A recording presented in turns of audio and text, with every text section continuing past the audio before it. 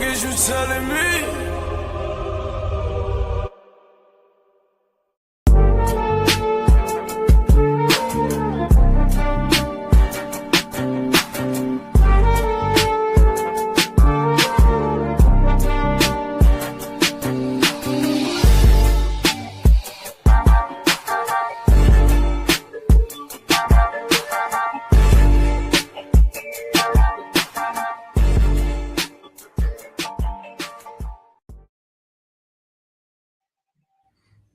Didn't I tell y'all we was gonna be back on Friday?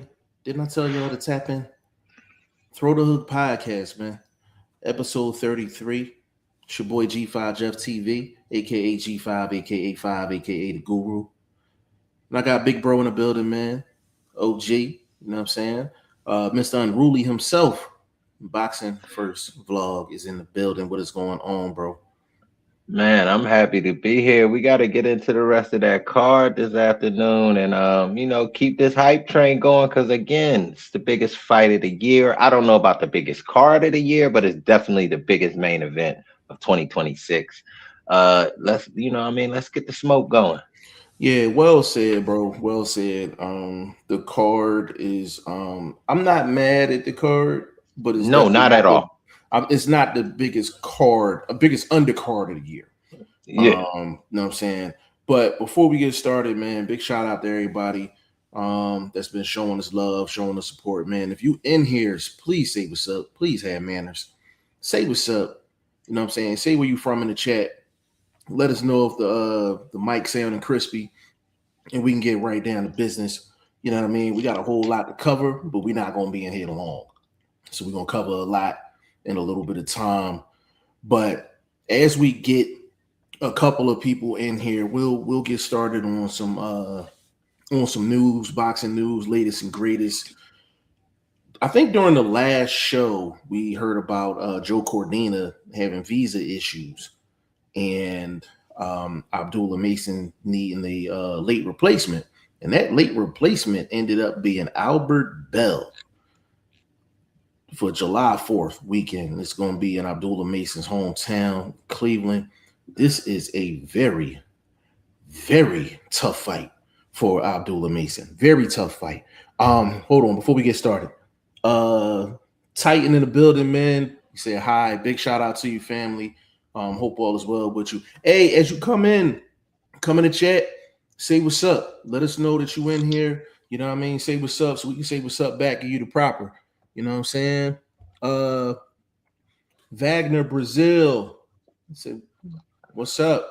What's going on, family? Yeah, Abdullah Mason, Mr. Bell. This is what I wanted to tell you on live vlog. And this is live from the presses. And this is all for all my betting folks out there. Like, drop a couple dollars, on a little parlay, whatever the case may be. Okay? Abdullah Mason is a minus 350 to 400. Albert Bell is a plus 250 to plus 275. Whew. Thoughts? Those numbers will change as the fight gets closer. If you smart, jump on Bell right now. I think that to get back to the matchup itself is the smartest way they could have went. Because look, if you looking at fans, you bringing an out of towner, so to speak, quote unquote, in Cordina to the city of Cleveland, he's going to get the boos, trying to get people to pay to come to see him lose, even if they not there to quote unquote support Mason fully. You still gotta, all right, now we're going to lose that with losing Cordina. Fans ain't going to come out to see quote unquote, white versus black fighter. Now we got to do something different. Oh, the interstate matchup, that's the perfect way to go. Because say if you would have brought a Latin fighter in, there would have been no pull, not enough time to build him up. But if you already got in-state build-up, in-state home-based support, you bring that fighter in, match him up with your main event guy, I think you're still going to turn over as far as profit. So I think it was a very smart promotional move. Yeah, Titan said, "How's your day, man? Everything going good, man. Appreciate you, player." I do agree with that. If you can't get the out of town guy to bring the out of town fans in, you go with the in-state rival. Abdullah Mason's from Cleveland, and Albert Bell is from Toledo. So, and they're familiar with each other. I know for a fact they've sparred before a couple of times, so neither guy should be coming in there. Word on the street is your boys got cooked by Bell all 3 times that they fought. That they had to go in and stop it, like to get him out of it, shut it down, like literally stop the sparring because. But again, you talking about a kid that just turned 18, 19, something here recently. You know what I mean? One of the youngest, I think he's 20 now, or whatever it is, but he's definitely one of the youngest world champions we've had in recent history. So that being said, whenever they fought, he still was a young man. You know what I mean? So if that did happen, it's not nothing that I would take and say, okay, that tells me a lot as far as how it's going to turn out. Obviously, some years later, I don't think that's recent sparring. I would doubt very seriously. Yeah, I don't think that's recent sparring either. I think you heard that from the same place I heard it from. He might have been 15. He might have been 15 years old for all we know when that sparring went down. And if that's the case, then Albert Bell should have been smacking him around, if he was 15. You know what I'm saying? We got a good amount of people in here, man. Like, nobody's saying what's up. I need y'all in the comment section. Say what's up. Let us know what's going on. You know what I'm saying? But yeah, like Vlog said, Albert Bell plus 250 to plus 275. That's a good number. That's a good gambling number for sure. Good gambling number for that fight. But I think that number is going to go down. I think before the fight, I think Albert Bell is probably going to be plus like one something.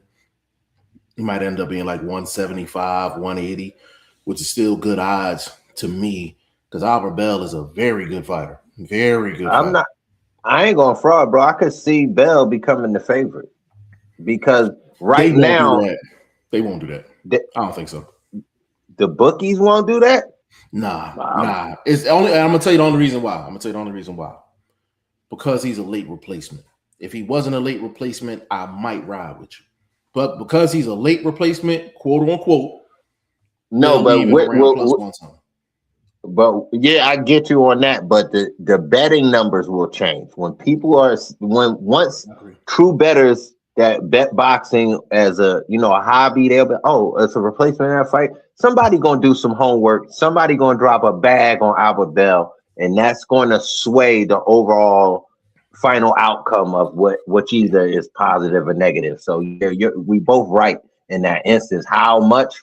I think he will be closer to either even or making Bell a favor because he's the true veteran in between the two. Even though Mason is the world champ, Albert Bell is the quote unquote veteran between the two as far as experience and just maturity. Yeah, I'm gonna say between the 150 to 180 range because I don't think enough people are gonna do their homework on Albert Bell. So I think I think he'll be the favorite. Yeah, no doubt. No, I would. I mean, he is. It's his event. He is the world champ. So I think that's cachet when it comes to bookies and bet makers and shit. When numbers makers. So I get that. Yeah. But for me being a hardcore dude, I'm telling you that experience and just that grown manness, and we're gonna talk about that later. Just that it's a difference between a grown man and a young man. So just saying. Yeah. I agree 100%, man. But we're gonna keep it moving. For the people that's in here, since y'all don't want to speak, right? Well, the least you can do is drive on over to Boxing First Vlog, hit the subscribe button, hit a left turn, come on over to G5 Jeff TV, and hit a subscribe button over there too. Since y'all don't want to get in the chat and speak, hold on, we got some fan podcast. Big shout out to you, family. He said who y'all got on the Boots fight. Hold off on that. We getting ready to get to that in just a second, champ. Now we had some audio drop. 50 Cent drops of audio of Al Heyman, Uncle Al Heyman and Leonard Ellerbe having a conversation about how they were going to put Floyd Mayweather into the ground because he said that he runs PBC. Now, Vlog, did you hear the audio? Yeah, I heard snippets of it. It sounded like two old dudes, you know what I mean, ready to dust them Roscoe's off. Yeah. Busy. Man, that's great. It's wild, though. It's wild. Hey, bro, and the thing that's crazy, I think that audio might be 8 to 10 years old. Years old, yeah. That you can tell it's hella old. It's hella old. Like, I can see Al Heyman and Leonard Ellerbe having them old school revolvers with the wood handle. That pearl handle. Yeah. Hell yeah. But like, got a Trey Deuce. Yeah, got a Trey Deuce. Yeah. Like, I was just like, oh my God. I was like, Al Heyman sound like the Cookie Monster and shit. Like, man. That shit was wild. That shit was absolutely wild, man. But we got some folks in here. We not ain't gonna waste no time. We not gonna waste no time. We're gonna get right to it. Xander Zayas versus Boots Ennis. They weighed in a little bit earlier. Both guys made weight. Possibly the biggest fight of the year coming up tomorrow. Vlog with the weigh-in, and I don't think anyone was really concerned with Boots, but with Xander Zayas, how did you think he looked? Did he look drained? Did he look okay to you? He looked balanced. We're going to be able to tell that cut that he had to do and that they went straight into camp, because after the initial face-off and the initial, agreement tour and all of that, he went straight to camp and he got quiet as a church mouse. So that was fat camp. You know what I mean? The outcome is the condition. But again, you're dealing with a young man. You know them youngsters, they don't like overtime. And if they got to do it, they not going to be putting in hella effort in it at overtime. So, again, that's the advantage Boots. And I spoke on it earlier. There's an age difference. This is like an 18-year-old fighting a 13-year-old. There is a difference in the level of natural strength. And then one dude's a natural puncher. The other dude's I gotta volume you and catch you with the perfect shot in a combination. You know what I mean? Like, he's not a one shot. He just not. You know what I mean? There's nothing wrong with not being that, but it's a deficit when you're going up against a guy that is, and a guy that's older, stronger, grown man strength going up against up and coming strength. He just getting off the Similac. You know what I mean? He put the sippy cups up. Now he ready to, act like he want to hang out in front of the delis and ask somebody to get him a 40. You not slow down. You're not ready yet. You got a couple of straps, but they, you can find them out in the park from these hobos that lost their titles. You know what I mean? So he found them out in some park. So a real champ gonna come take them off of him come Saturday night. So that's what it is. What it is with that. Fan podcast. He said I could see Al with a 2-shot shooter. That's funny. A Dillinger. He got a Daz Dillinger. Man. A 2-5 in the sleeve. They got a deuce 5 in the sleeve. That is hilarious. Patrick Allen, what's going on? He said, "What sport?" I need you to come back in with that. I don't know what you talking about, champ. It's saying right up there, baby. Boxing, baby. Talk to us. We talk back. We on boxing. Yes, sir. Fan podcast. Boots is a knockout artist. Absolutely. And it's with bad intentions too. Like he has really bad intentions in the ring. And whether you love Boots or hate him, like, you gotta respect the mentality that he walks into the ring with. Like, he definitely not trying to log into overtime hours. Like, he's definitely coming in there to try to end the night early. He ain't trying to. But he don't chase it. He don't chase it. He let the fight come to him. He waits for the openings. He helps develop the openings. He's a guy that make 8 rounds look real short, real sweet. Like, damn, it's already, oh yeah, and it's over. You know what I mean? So that's why I said 8. I'm cutting it off at the average for Boots. Or his KOs average 6, so I'm gonna get a champ an extra couple rounds because he is the champ. That you know what I mean? So we're going with 8. I'm going with 8. Okay. I ain't mad at you. I'm still I don't know, bro. 8 on the type of fight. Now, if Xander is boxing, it could possibly take 10 because then Boots is going to have to use his natural loss of condition and loss of energy level against him from all that running. And then Boots might catch up to him a little later if he's on that. But if he's trying to draw a line in the sand and that mano a mano style, oh yeah, it's going to be 8. And that's the longest. But if he's boxing outside, using the ring, you know what I mean, slipping off them ropes and tying up and slowing the fight down, it could be a longer night. And I could say 10, I could see 10.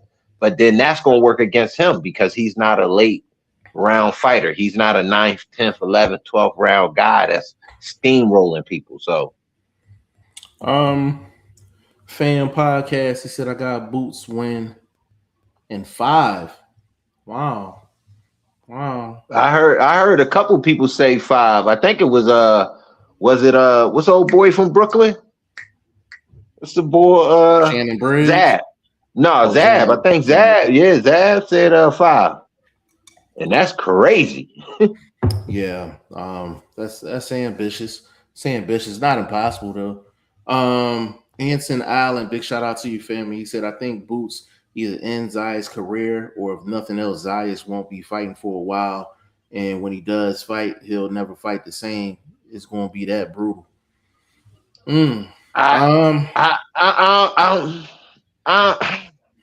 don't think so because what they're starting to learn in boxing is one loss doesn't take your stardom away, and they need that in boxing. They still have to keep cultivating stars. It takes a lot of money. So once you put a certain amount of money into a fighter like a Xander, I don't think a loss is going to have him, even if it's a bad loss, they're just going to have to make sure they're not matching him up against the Boots and the Terrence Crawford type of fighters. You know what I mean? That's the only thing I can say, but I don't see him being shelved. It's too much. He's too young, and he's a better fighter than a Berlanga. Well, I think the key in his comment, he said that when he does fight, he won't fight the same. I mean, yeah, he put all of that in there, but that's why I said it won't be how he fights won't be up to him the next time he fights because they're not going to put him in there where he's shotgun shy because he's not fighting that same level of talent. Gotcha. Anson Allen saying physically he won't be the same no matter what kind of money is on the table. And to be honest with you, bro, like it could very well play out like that. If Boots is on his game, it could very well play out like that. We haven't seen Roman Villa in a long time. That's the guy that Boots fought in Atlantic City, and would he knock him out in the 11th? I want to say, I remember the 10th or the 11th. Yeah, he was on the build up. He was supposed to be the Kobe stopper. I mean, the Boots stopper. I'm sorry. Yeah. So, I guess I'm just gonna go out on a limb and say I think Boots gets Zayas up out of there. I'm going round 11. I'll tell you why though. I couldn't give the prediction Tuesday. I couldn't give it yesterday. I had to see what Xander Zayas looked like during the weigh-in and the face-off. And Vlog, like you said, he looked very balanced. He didn't look drained. He didn't look worn out. He didn't look like a skeleton. So, but what he also didn't look like, he didn't look super energetic either. Which I'm okay. Very stoic. Yeah, which I'm okay with because we both said he had a fat camp. So coming off a fat camp and being energetic, they don't even coincide. So stoic, I'll take stoic. You know what I'm saying? I'll take stoic. So I think with that being said, I think he'll rehydrate pretty well. I think early in the fight, I think he'll be very disciplined and very cautious in those first couple of rounds. I can see Boots focusing a lot on the body and pot shots early, and Boots will gradually start turning it up. But there is an avenue for Zayas to be very competitive in this fight, and I'm definitely going to get into that. I know in the last show we did talk some strategy for Zayas. There is some things that he can do to keep himself in the fight. He needs to be relatively close after 6. If he gets to 6, you know what I'm saying? Let me get in the comment section real quick. Fan podcast: if Zayas beats Boots, this will boost up his legacy. Absolutely. Certainly will. Anson Allen said, hey, let me say this real quick. If they smart, they would never even put him in this type of fight again to make sure his legacy would be capped. Because with other great Latin fighters, they've won big fights and then turned around and had to do it again. But we in that era where they can guide you around these big fights. Tank, Shakur, Haney, all of these guys can be guided around each other to withstand whatever they felt like they've built up. And with him being a unified, beating a pound for pound guy, they could guide him around big fights for the rest of his career. That's gonna like they did Canelo. Like they did Canelo. Yeah, it's gonna be interesting because I guess my first question would be how long was Zayas stay at 54? Second thing, if he goes up to 60, is like what competition is at 60? Like a long list of names that would be acceptable to the general public. Hopefully he can stay at 154 because the better names and the better competition is at 154. Nah, but if he wins this fight, he's moving up. They're not going to put him right back in the Shark Tank against a Charlo, against a Spence. They're not going to do that. They're going to move him up, let him eat easy, be the marquee guy to cash it. The Canelo, they're looking for a new Canelo. If he wins this, and if he loses, he could still be the new Canelo. Just saying. I don't know about the new Canelo, but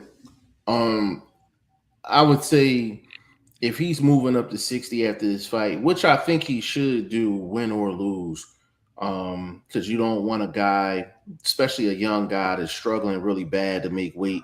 That could be equivalent to a very bad night in the office if you keep playing around with that. If he goes up to 160, it's really just a matter of finding the right opponents at 160 to kind of keep the momentum going. Yeah, they got a couple guys on the undercard. The winner of the Tucker fight. That is a fresh face.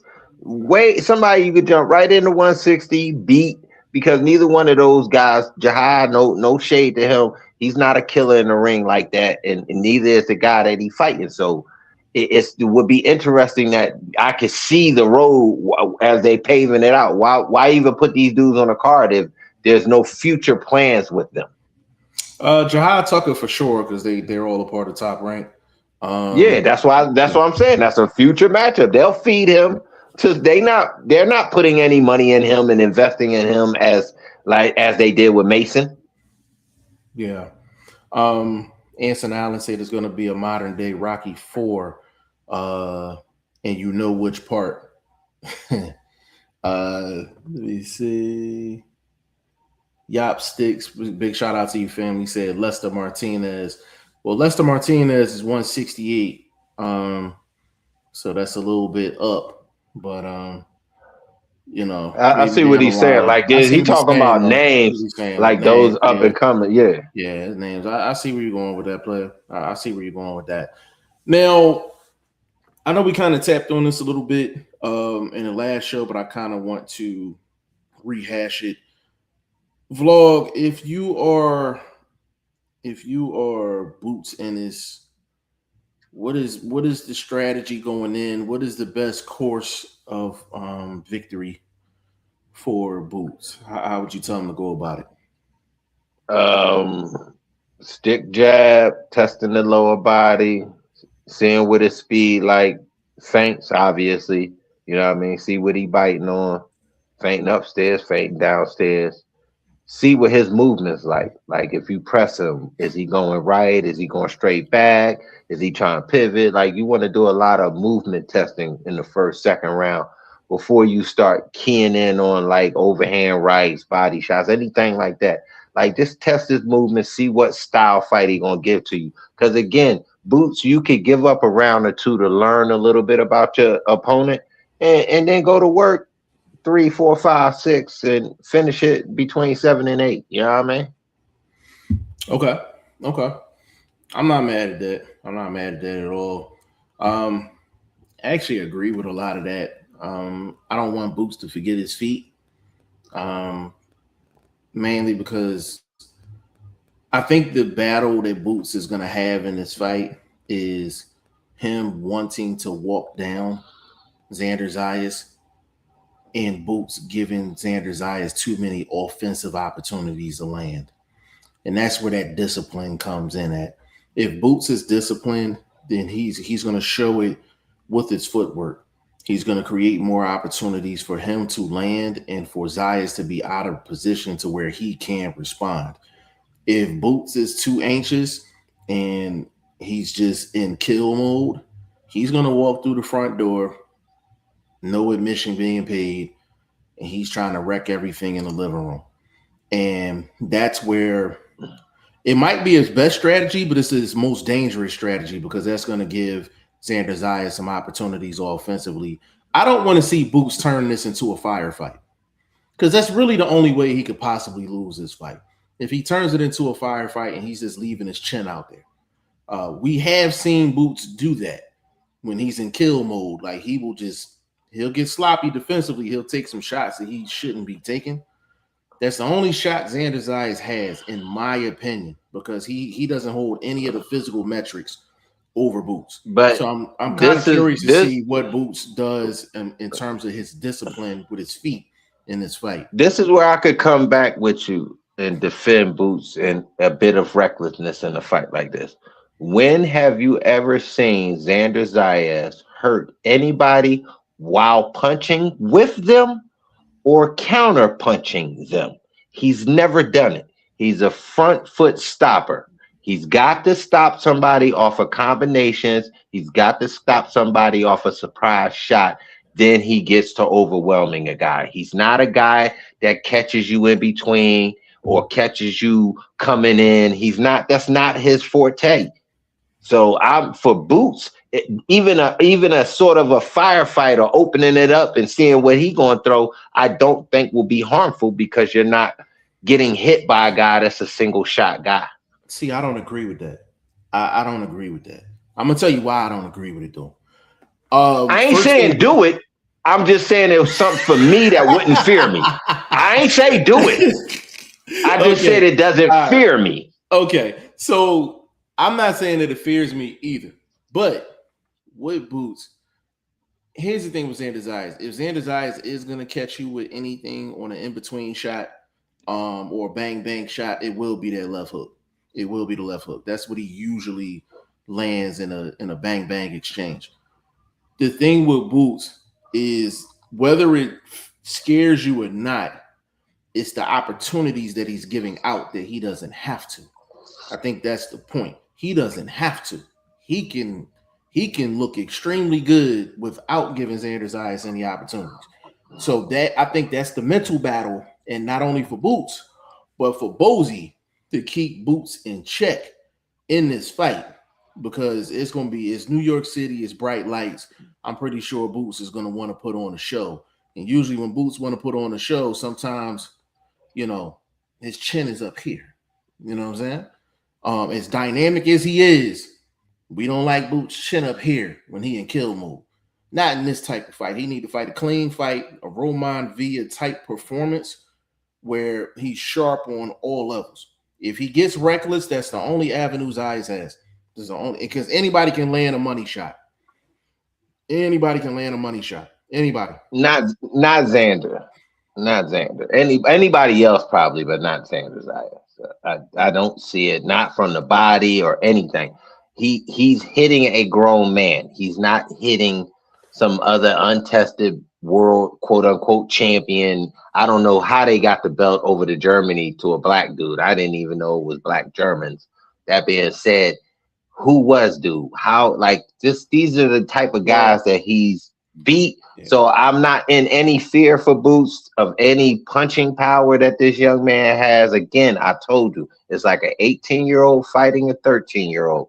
You young boy might be kind of feisty and kind of strong, but if I hit him in his chin, he gonna know he being hit by an elder. I'm with you on that, but from a strategy standpoint, I know what you're saying. you I know what you're saying. Like, I'm just, Yeah. I would be a lot better off. That's why I said take it easy. Yeah, take it easy the first couple rounds, even if people a little bit, buoy a little bit. You know how them New Yorkers can get. They get a little buoy, that Apollo booing going on out there. So even if they are first, second round, taking it easy, testing his movement, you know what I mean? Definitely sticking to the body because I want his hands to come down. That's what you're doing. Leaning, making him think he can reach and touch you with something. So footwork is key. You know what I mean? Testing what his reactions is key. Feints, all of that. Seeing how he's going to react to you pivoting. Is he going to try to turn with you? All of that, you soak all of that up. That's data. Like I said, come round 3, 4, then you can actually start implementing some offense. Like I'm thinking double jab to get close. And then you start from downstairs, work your way up. Instead of the uppercut to the chin we looking for, start throwing it to the body. Start hitting them elbows. Start hitting the wrists and things like that. And it's going to open it up to where though he's going to start trying to curl up just to defend that shot. And then that one to the chin going to come in. You know what I mean? Yeah. Anson Allen said as long as he's defensively sound, he can walk through the front door. You talking like you've been watching us for a little bit. That's something I would say. Fan podcast. I'm waiting for my guy Amari Jones to fight. Who is his next opponent? Amari Jones is he just fought like a month ago. Yeah, he just come off. He got a little wild. We might see him October, November or something. Yeah, we Amari might. Jones is tough. He's tough, man. He's a good fighter. Let's see. D Young, big shout out to you. Says Xander has to get Boots respect. Period. I agree. He's gonna have to get his respect. But the thing is, bro, Boots is a very disrespectful individual in that ring. He is extremely disrespectful. You know that badass kid that just talk shit. Like no matter who around, it don't matter if it's the kids, the adults. Like that's Boots in the ring. Like he is extremely ignorant, inside that ring. So for Xander to get Boots respect, that's gonna be very difficult to do, and I haven't seen anyone get Boots respect yet. So, but that is the mission, though. He's gonna I think I ain't gonna fraud. I think Karen got his respect, but I don't think it's from Karen's ability to box. I think it's from Karen's ability to last 24 rounds. That's the only thing I could say Boots has respected inside that boxing ring from his opponents because everybody else hasn't. They've got shut out, looked terrible. Oh, it was my night and all of that. There's a bunch of other excuses. But as far as who earned it, I would think that's the only person just because he lasted, not that he did any damage or anything. I agree. I actually agree with that. Anson Allen, he said that's what Zayas is betting on. Is in between shots to catch Boots. So I think the only way Zayas wins the fight is unless Zayas lands like a money shot that just Boots just doesn't see and hurts him. I just don't see it happening. But that's why I keep reiterating if Boots is disciplined, he's limiting those opportunities. So he's saying that Zayas, the only way to even allow that to happen is to be coming forward, because I don't think he's not a counterpuncher. Not that he can't do it, but it's not like he sets people up for the counterpunch, and that's part of his natural boxing game. Like, so for him to punch in between Boots or punch with Boots, that means he's going to be having to create the activity to allow that to happen. So I don't see him really coming forward like that. I'll meet you in the middle of the street on that one.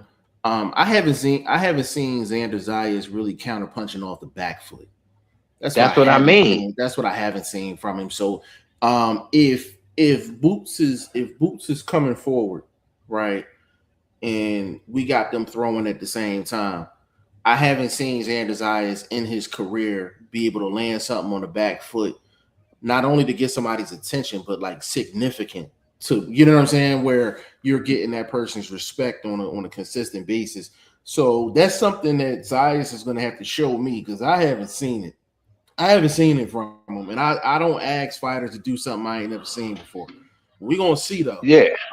Fan podcast said yes, sometimes Boots try to show off and leave that chin open. Yeah, I mean, anybody that's watched Boots, you've seen that in several fights.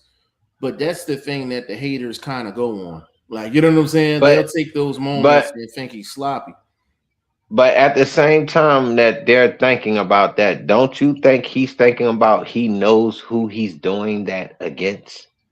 He's not doing that against a Crawford-esque, a Spence, a Charlo type of guy.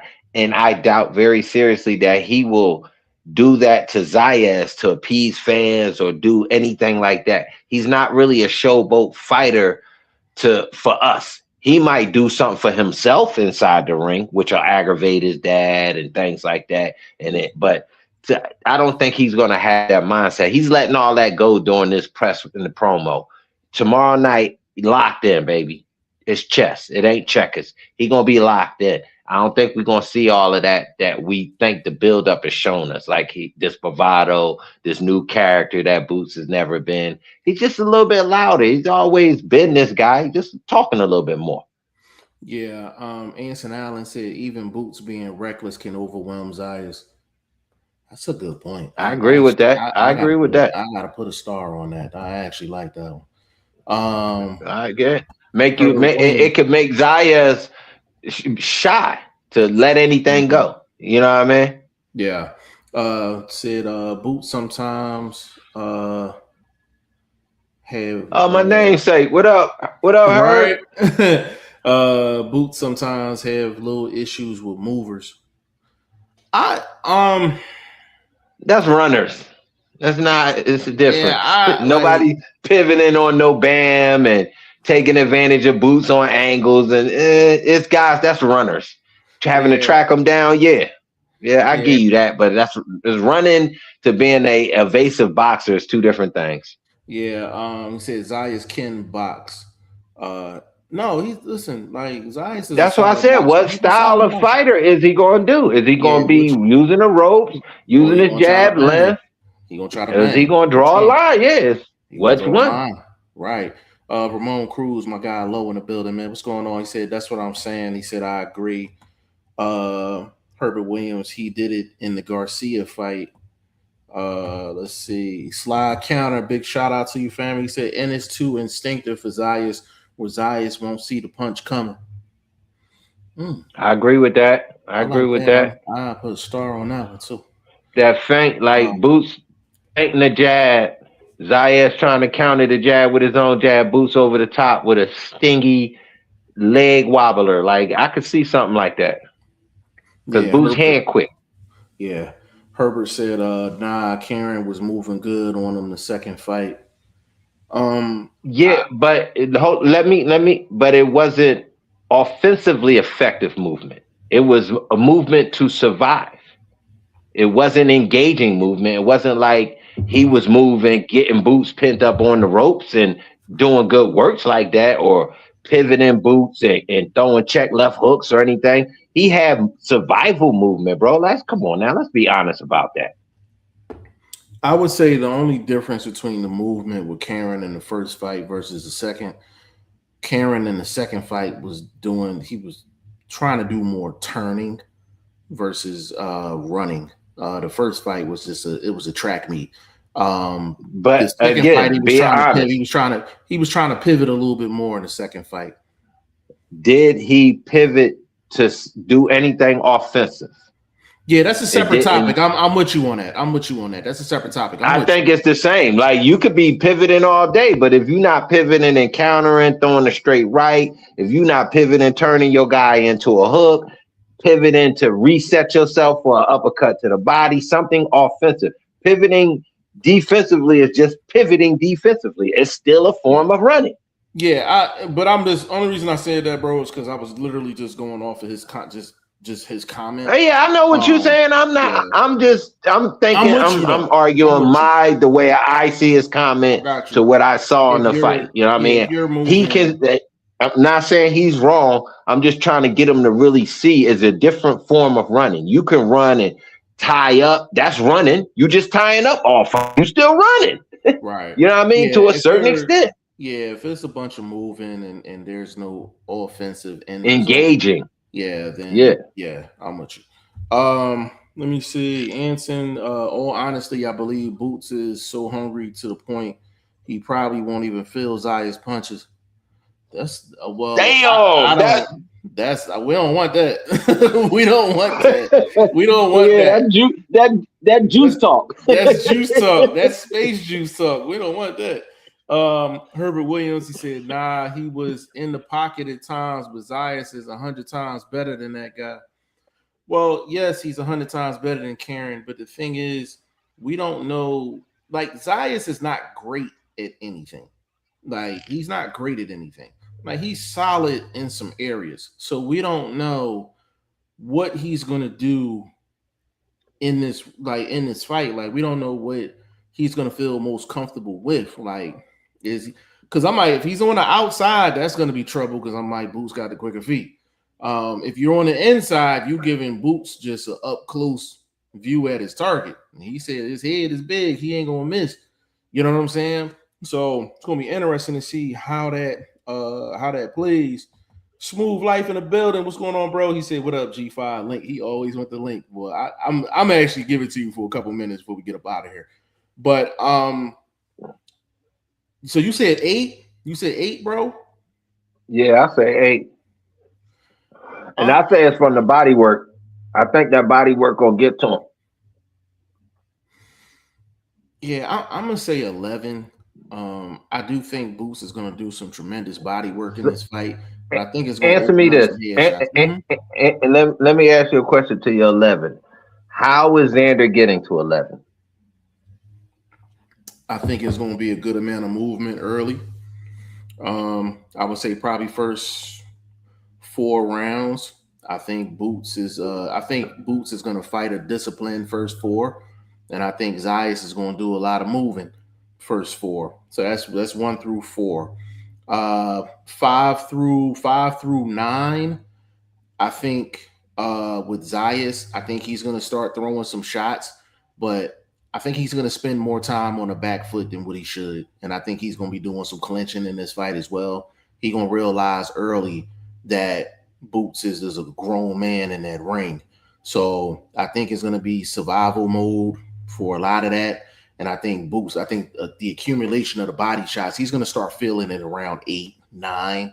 And I think it's going to open up some big head shots. So I'm thinking 11. I think I feel, I ain't gonna lie. You know why I feel like 5 is not far-fetched now that I'm thinking on it? Because if it was a fat camp, then the work that he had to do to cut the weight could take away from his durability. So I see a Ryan Garcia Tank scenario, and that body shot get up in there, and it don't necessarily have to be a hook.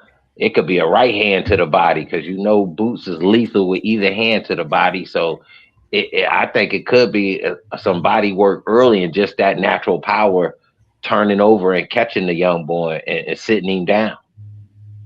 I mean, I can see that happening too. Usually the my very good Rican fighters, they can take a good body shot. So I'm expecting. Vargas just lost his title off a body shot, and he got countered. And so I think the Matchroom is going after the Puerto Ricans' weakest champions. This is back-to-back fights. Matchroom is going after the Puerto Ricans' weakest world champions, and I think it's going to be. Yeah, I think I could see I could see it playing out a couple ways, but I'm gonna stick with 11. Anson Allen, Okay. he said, "You saw the way in. LOL. Don't be surprised if Boots walked through all of Zaya's shots, no juice tuck." No, we know it ain't Yeah, the we know homie ain't no all juice natural tuck. We route, just, baby. yeah, Ain't nothing but yeah. juices and berries, baby. Just juices and berries. Nothing but H2O. Nothing but H2O. You know what I mean? My guy Low, he say I say 10 and 11. Yeah, low. Okay. I think we process Okay. boxing like a little I bit. mean, he gave me you giving me thought to how he can make it the tie up game. I get it. Early movement, just staying himself out of danger, and then trying to open up, keeping the fans engaged in the middle while still being cautious. I could see him doing that and making it to 10 or 11. But it's Yeah, all of that's going to make him more tired, in my estimation. but I agree with that, and that kind of what goes into my 11. Because I think Zayas is going to be worn out by like 8 or 9. I think he's gonna be worn out by 8 or 9, man. And I'm talking about mentally tired, like mental pressure, because he's gonna be Like, getting yeah, pressured all night. He's gonna like, get pressured all night like long. Yeah, you think this is fighting in Puerto Rico and winning the belt the way he did, the second belt, bigger as a stage, or being in the Barclays is a bigger stage for him at this time? Not his opponent. We ain't nah. talking about his New opponent. We York is. talking about New York. I mean, I well, that's his think. home I think New country York. and home. Yeah, I Okay. think. I think the only reason I'm saying New York is because of his opponent when he fought at home. That was his former sparring partner. So he was beyond familiar with Abbas. He was beyond familiar. So that I feel like that took away from the atmosphere a little bit, and that's why he fought the way he did because he knows him so well. I think if it was a fighter he wasn't familiar with, I think he'd have fought a little bit different. He fought damn near reckless in that fight at home. So, but I think New York is going to be the biggest stage, bigger opponent, more eyes on the fight. If you remember with that fight, they had to put that thing on ESPN Classic because they didn't have a Yeah. network at the time. So a lot of people caught the replay of that fight.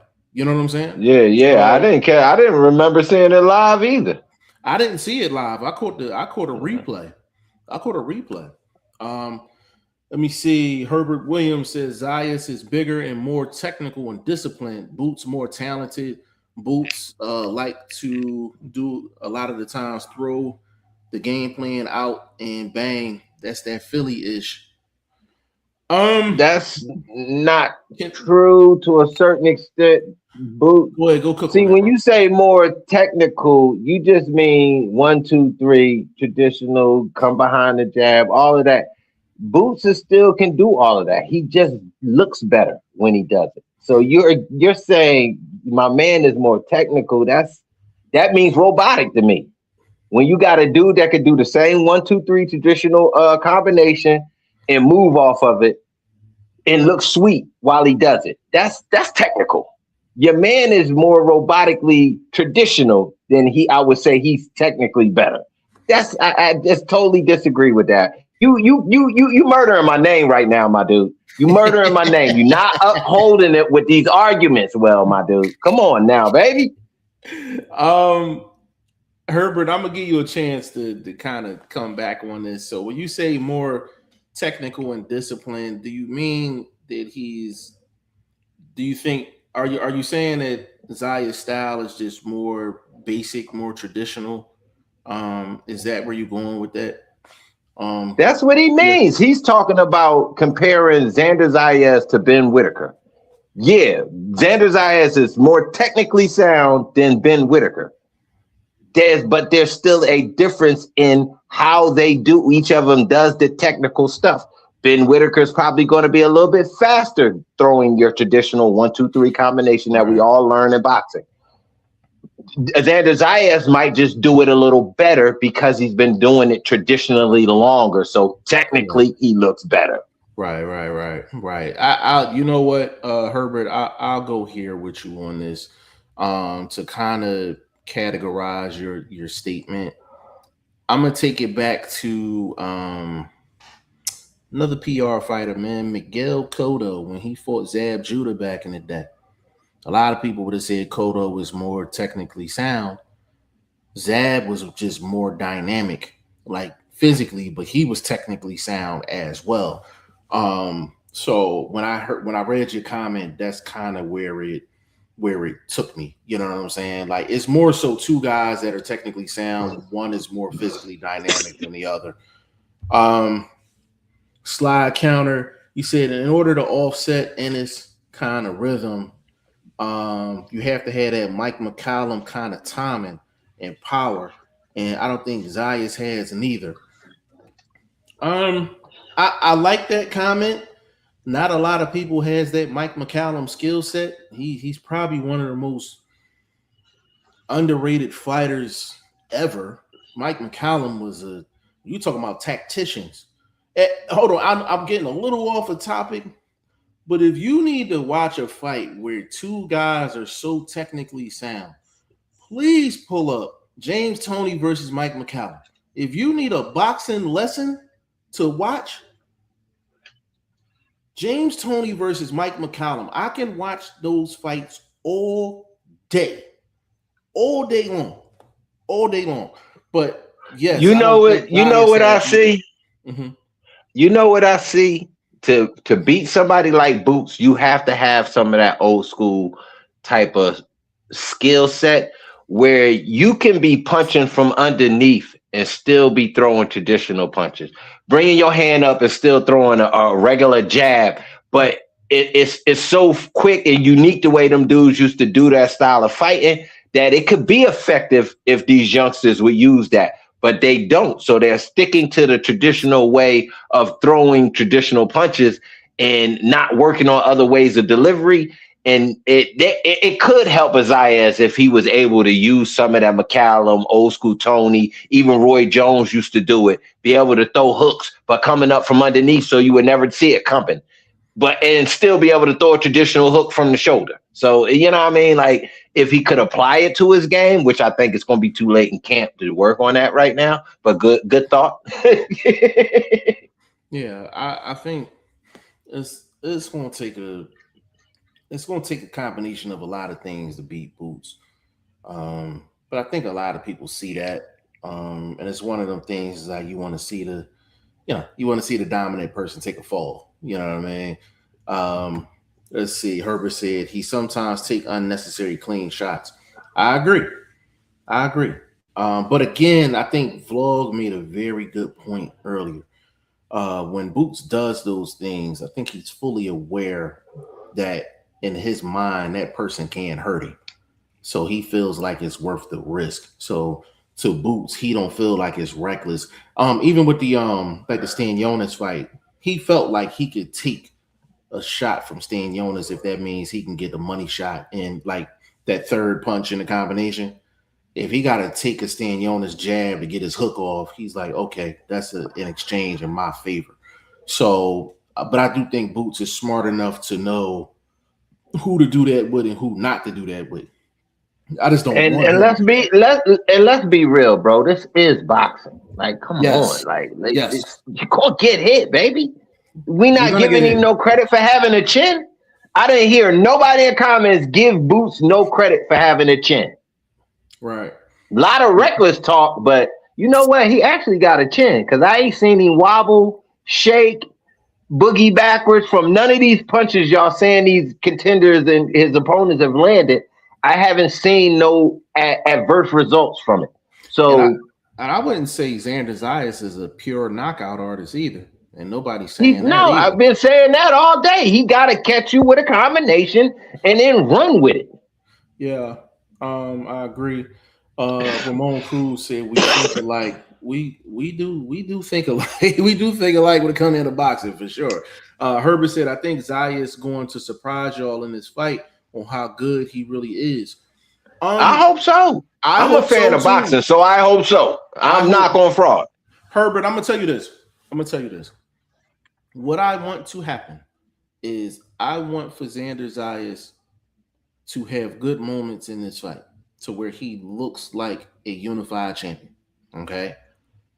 And then whatever the result is, that's what the result is. But I do want Zayas to have a good performance. he can still get his ass whipped and have a good performance. You understand what I'm saying? Like, it can happen that way. But I mainly want it because when Boots wins a fight, I need Boots to get full credit. Because I think what's going to happen is once Boots gets this victory, they're going to downplay Zayas. And I think that's disrespectful if you do that from a fan perspective. Because Zayas is Answer me this real quick, and everybody else can chime in. Yes, sir. Is method of victory important? For who? For Boots? For either. Well, I think the only way Zayas wins the fight is by knockout. I think that's the only way he can win this fight. So method of victory is important then? No, that's his only option. Then that means it's important. That's his he only got one option. Yeah, this is very important. So it is vital. Utmost important. It is vital. Utmost important. Yes. As far as Boots, I would love to see him get a knockout.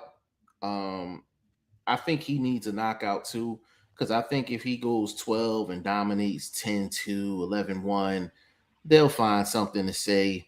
But I think it's important for both guys to get Thank you. See, everybody else, please chime in on that question, because this is your OG you dealing with. I'm intertwined in this conversation of boxing and the outcome and what we can discuss in the future. That's why we do this. So please chime in on that question. I appreciate it. That being said, I think you're correct, because the first thing they're going to do if it was a 10-2 style victory, he was too young. Because I've heard murmurs of it over the last couple of weeks, but not a lot of people bringing up the young boy age. You know what I mean? But I'm thinking that's going to be the go-to. Oh, he was too young. He wasn't ready. He was overaccomplished at 23, unified champ. All of that, we're going to hear that from the Ku Klux Kellermans and all the rest of them bozos. Oh man, I like that one. That's you know what? As far as the age thing, and this goes for any fighter. The moment you win a world title, age is out the window. Like, you was young when you won the title. So what makes you defending it any different? You won it at a young age, you defended at a young age. It's the same thing. You know what I'm saying? I don't disagree with you. I'm just I'm being a what they call them, a prophet. You know what I mean? I'm just telling you, what they go Sunday morning. Or matter of fact, I think Saturday night right after, they gonna be cooking it up. It's gonna be a lot of computers overheating. with excuse talk. For sure. Herbert said, I got Zayas winning split decision. Only thing I can say to you about that, bro, bet it. I respect it. Bet it and donate to the channel after you bet it. You know what I'm saying? Slide counter. He said, I think Tucker versus Cedeno fight steals the show on Saturday. I don't know about stealing the show, but I think it'll be the second best fight. I think it'll be the second best. I think it'll be the best fight on the undercard. I can see that being a fire fight. I like Tucker too. I like Tucker. I think he defensively, he remind me of Mason. He is unsound defensively. You would think he'd be a lot slicker. And I'm worried about that fight for him. I think it's a 50-50 fight. I'm not going to go 50-50. I'll probably... Cedeno listen, there's no pressure on Cedeno. He literally has nothing to lose, and it's in front of his folks. I think the pressure going to be on Tucker. He's a guy that's, like I said, he's not very slick. If he gets into a firefight, it's a 50-50. I think Cedeño's a lot stronger. He looked better in the weigh-in when they faced off. He looked better. I think Tucker might be physically stronger in the ring. If Tucker is sloppy, it's 50-50. I've seen Tucker. Even in his wins, he looks sloppy. Even in his 14 wins, or what he got, 16 now. But even in his wins, he looks sloppy, bro. He's been rocked. So yeah, but if Tucker if Tucker is on his boxer puncher game, you know what I'm saying? He's not really sloppy like that. He should win this fight. He should win this fight. If I he's mean, on his game, I would say I'm 60-40. just being honest, bro. That way, folks can't be like, "Oh, they just homers. They pulling for their people." I want people to understand we analyzing the game fairly. I think between the two of them, Tucker is the guy with the cement shoes when it comes to the movement in the ring, the ability to avoid danger, and even to be aggressive. Tucker's gonna be putting his chin out there, bro. I think is if he not boxing, I mean boxing precisely behind the jab, straight rights, sliding, tying up properly, using the whole entire ring. It could be a loss. He has to box. He can't get into a fight. Well, I think where I hear what you saying. I think where I lean towards Tucker is that I don't really believe in Cedeno offensively. I I think get what you're saying, Tucker's more dynamic offensively. I think that's where but Tucker check wins this the out. fight. But am I correct when I say this? Tucker and Mason are great dynamically offensive guys. They're good. They have not all the arsenal. They could throw every punch in the book. Mhm. But defensively, they are in the negative at this current state in their I careers. I agree with that. My question after So, that is, can the opponent actually capitalize off the sloppiness? And that's where I think Cedeno was not good enough. oh, okay, But okay, you are correct though. You are correct. okay, I think okay. Tucker can be for the taking. I think it's got to be against somebody more skilled than Cedeno though. So it's more so Cedeno. I don't think he's going to be able to take advantage of the recklessness as much as he needs to get a dub in this fight. I like Tucker. I So like you Tucker. don't think you don't see Cedeno out toughing Tucker and this is a big stage for Tucker. To Mhm. me, I think it's more pressure on Tucker, and I don't know. You know what I mean? I get what you're saying, and that I'm leaning Cedeno. I think that's the upset. I think they gonna have to lead the building with one up under the belt, and that might be the one. The PRs ain't going home with a donut, even though historically we gonna keep that donut for them for the marquee fights, but they might get an undercard and be able to take one. You know what I mean? But the main event ain't going their way, so I think this they fight. Gotcha.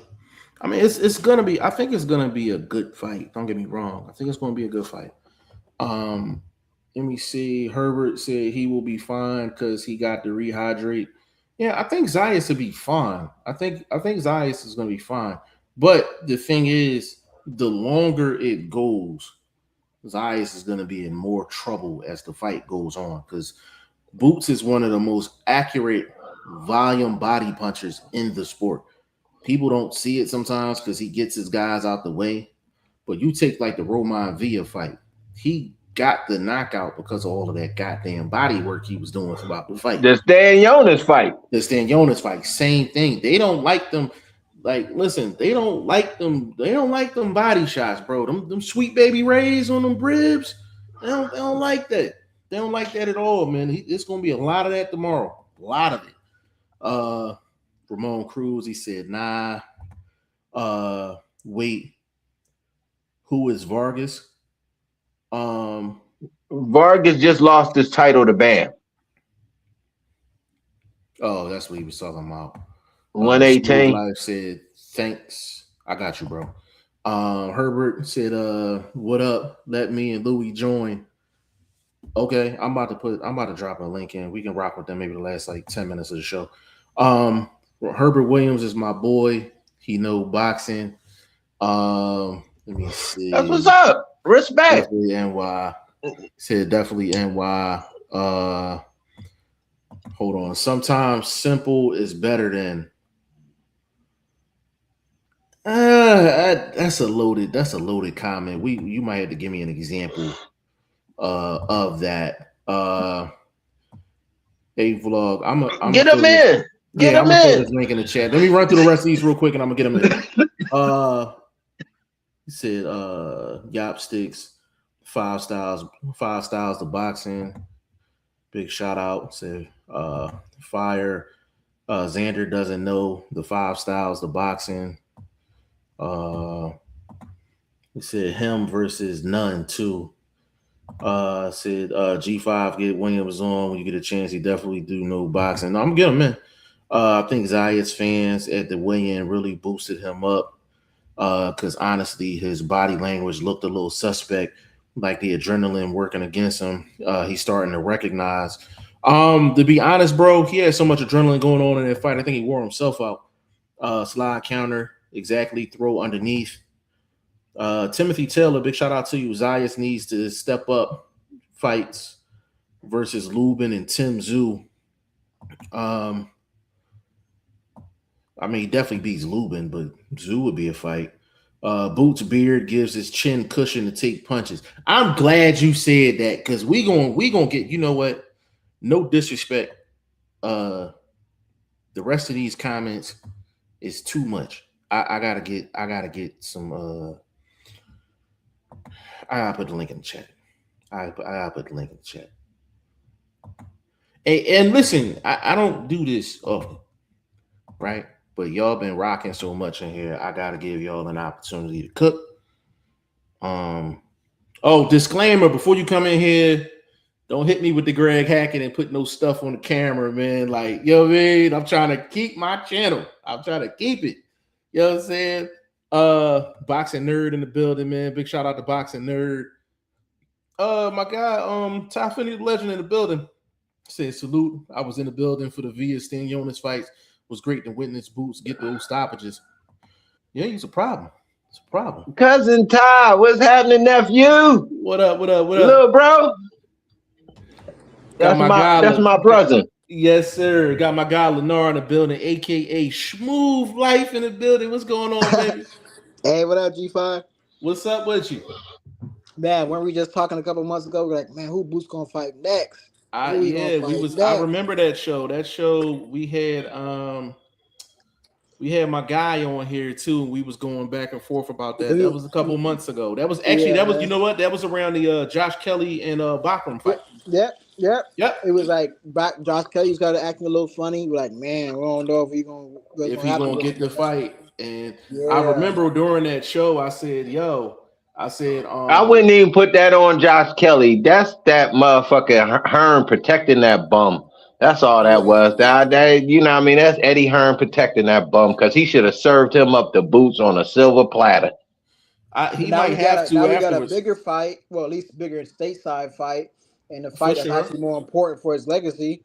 And this is the exact fight that Boots needed because, like I said, man, Shakur. So you correct. You correct, but you telling me Boots going over there and grabbing that belt wouldn't have been big for his legacy and for his profile? No, it would have, but not for two belts though. And I think that that's the two belts definitely makes a difference, no doubt about it. But both stages is big. Main event Barclays. Hold on, real quick. Herb, click on the link that's in the chat. It's under Boxing First Vlogs and it's under mine. It say StreamYard.com. Click on that. You'll be able to get in. And so hold on, real quick, bro. We got Boxing Nerd in the building, man. What's going on, bro? What's going on? I'm here to debunk the whole beard gives you cushion shit. Yeah. Oh, hold on. Stay on. We about to get on that. He said he wants to debunk the whole beard cushion thing. Boxing Nerd, stay on hold real quick. I'm coming to you. Hey, Lennar, go ahead. Okay. So, like I said, man, we was waiting to do this, and I'm happy that he got the fight he needed because, like I said, Shakur, Haney, all his peers are getting big fights, becoming household names. I needed the same thing to happen to make the step in the right direction. This is perfect. I got Boots by 10th round stoppage. I think that if you look at Xander's last fight, I think that he got tired, he got sloppy. And his inexperience started to show. Nobody talks about that. I guess Abbas Barral, just because he's young, he's 23 years old. He's still not in his prime yet. So I started to see that. I said that can't happen against Boots. Because if that happens against a killer like Boots, Boots is going to eat you alive and get you up out of there. You know what I'm saying? I agree. Hey, Lennar, hold on real quick, bro. I got my dog H. Will in the building. Hold on, hey, H. Will, before we get started, yo. I know H. Will ready to rock. He was pacing before I got him on stage. He was pacing like a motherfucker. I'm like, yo, he ready to cook. My man What's up, bro? Ramon, man, he been trying to get me on this for a minute, man. We just had bad timing. Hey, and all bro, I appreciate you jumping on, man. You, my man, Low People, right? that. Yeah. Hey, yo, Yeah. so let me know what you think of the fight, bro. First, to be honest with you, this fight is gonna be. I think it's gonna be the best fight at 154. I think whoever wins is gonna be the best fight at 154. And I just think Boots sometimes he get hit with unnecessary shots. Sometimes he'll switch from southpaw to orthodox at the wrong time. But he got a lot of talent. He got a lot of skills, but I think he abandoned the skills sometimes because he got that Philly in him where he want to bang all the time and all that. So, and Xander doesn't do that. The only reason why Xander fought his last fight like that, he was in Puerto Rico. He trying to get the knockout for the people and all that. That was the first fight in Puerto Rico, so I'm not gonna blame him for that. You know what I'm saying? Hey, Will, I think and I actually want to ask all of y'all this. Will, go first. That Zayas last fight, when did you see him starting to get tired in that fight? What round? I wouldn't say tired, but if you had to say, probably like 7 or 8 or something like that. But he said he hurt his hand as well, though.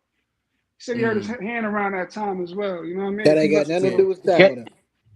Can I I don't rebut? think he was tired. I don't think he was tired, but I ain't look tired.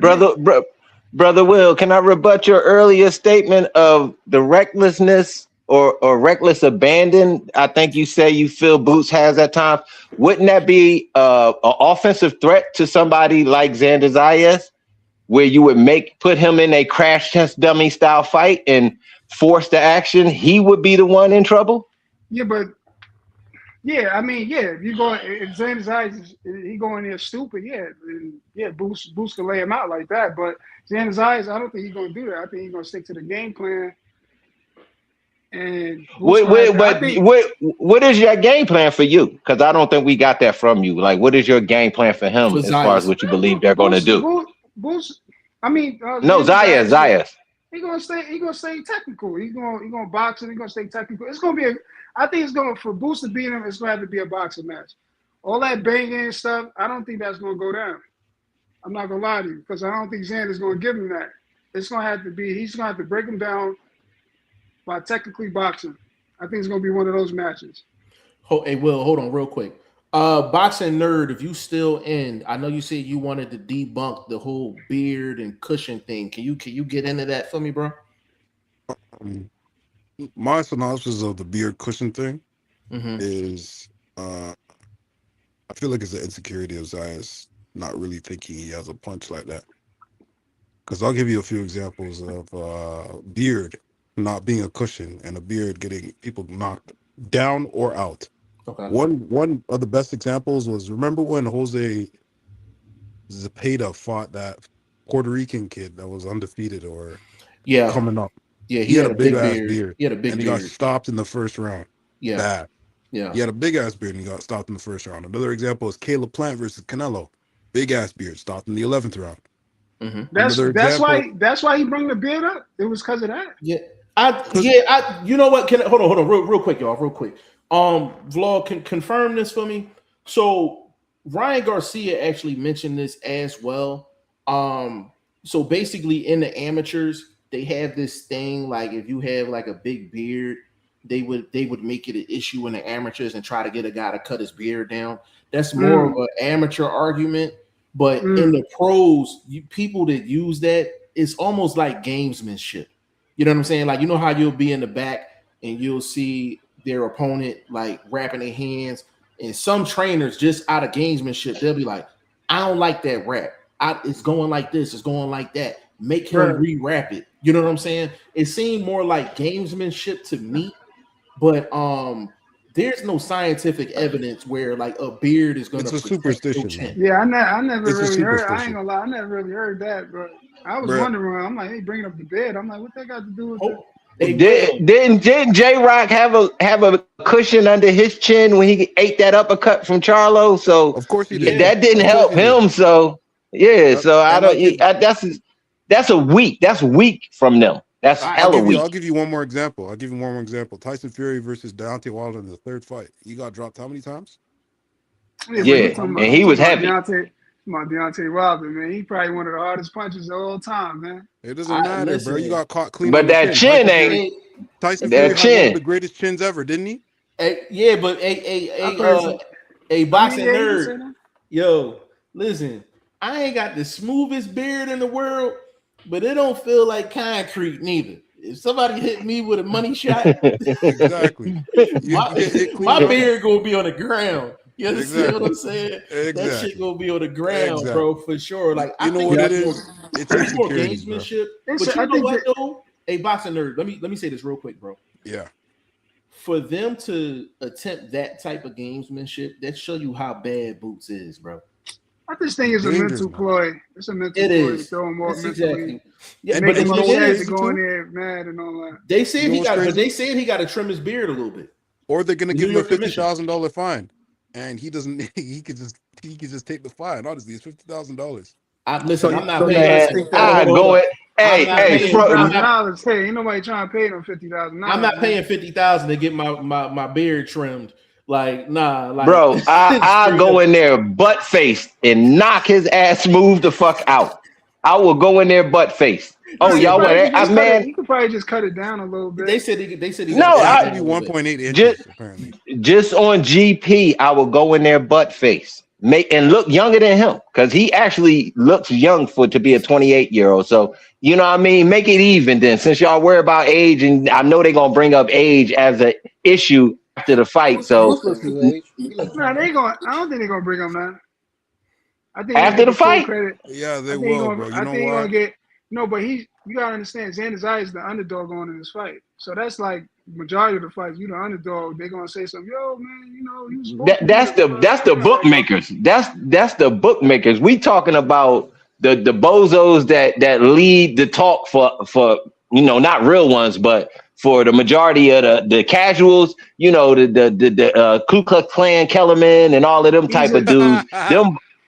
Them bozos they're already making excuses, bro. And age is going to be the one they run to first. He's a unified champion. He was weight drained and all this other stuff. Yeah. That's his problem. That's his fault. Yeah, I don't disagree with you. Here's the thing. He signed up for it, and this is what this is my point. If he had weight issues into this fight. He had weight issues when he won the title. No. They've been like, you understand what I'm saying? Hey, yo, to any audience shit about Zayas looking drained, he don't look drained to me, man. His face looks like it has color. Like he made this fight easy, like he made every other fight on 54. I don't see a way. I mean, he didn't look drained to me either, but he didn't look drained. He didn't look drained. Because he just he get the rehydrate though. He get the rehydrate. Yeah, he get the rehydrate. Answer me this. Do you think they were on pace based on his natural training progression in between his fights? Was he on pace for a fight this short from announcement to actually going down? Or do you think they really rushed camp to get him in proper weight? And so that's something that could affect him fight night. No. I'm being honest because you have downtime. You got family time. You're not always in the gym and things like that. So you think they were always on pace for their natural training regimen? He's a big dude. They was talking about him for the last 2 fights that he's big for that weight class. Yeah. And to be honest with you, he was trying to get another belt. He was trying to get Josh Kelly. They didn't want the fight, so he went to go get Boots. So I really believe after this fight, he's going to 160, whether he win or lose. No doubt. I agree with that too. I said that too. I think that his team said that already. His team literally said that. Yeah. And fellas, the thing is, it's the best thing for him because we've seen guys stay at a weight too long. You know what I'm saying? Just your man Devin Haney supposed to be at 154, 160 where he be coming in. His rehydration weight is crazy. Yeah, he's a weight boy. 165. Yeah. I thought it was 160. He had an extra 5 pounds. That's crazy. Yeah, that's crazy. That's 165 insane. Too.